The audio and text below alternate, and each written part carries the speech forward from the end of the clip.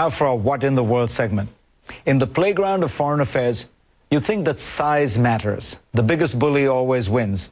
It's often true, but I found it interesting to track one story of a relationship where size and clout didn't matter. The big country in question is China. As China has grown, it's been able to throw its weight around with its smaller neighbors. Take the example of tiny Nepal.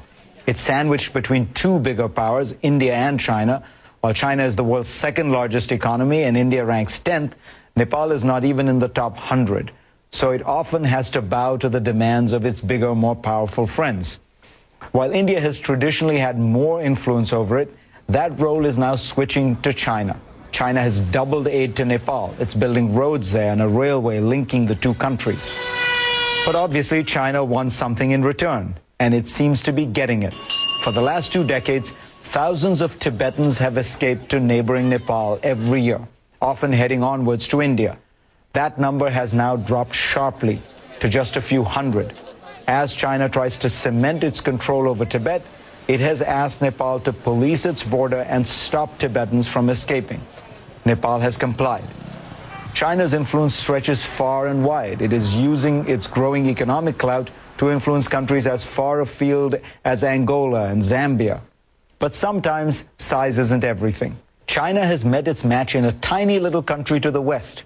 It has a population of just 5 million, about a fourth that of the city of Shanghai. Like Nepal, it begins with an N. The country is Norway. You'll remember how in 2010, an independent Norwegian panel gave the Nobel Peace Prize to a Chinese dissident, Liu Xiaobo. Despite intense pressure from Beijing, they made a decision they thought was right. But Liu Xiaobo was not allowed to go to Oslo to receive his award, so the committee went ahead and presented the prize to an empty chair. Beijing was not pleased, so it decided to make Oslo pay.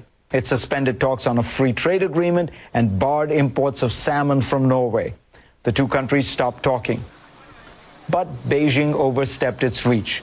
China's economy may be 15 times the size of Norway's, but it accounts for less than 2% of Norway's exports. The two are 4,000 miles apart. And Norway is an oil-rich country that is well-run, invests in its people, and is thriving in the global economy. It doesn't need special favors from China. And now consider this ironic twist. China wanted to bully Norway to do its bidding, but now China wants to join the Arctic Council, a powerful forum which controls energy and security around the North Pole. To do so, it needs the Council's 8 members to all vote yes. China really wants this membership so it can chart shorter routes to Europe and discover new energy sources. Well, guess who could vote no? Norway. We always hear the narrative of how China's global clout is increasing. But it needs to pick its battles carefully and handle them well. As America has learned over the years, size matters, but so do smarts. And we'll be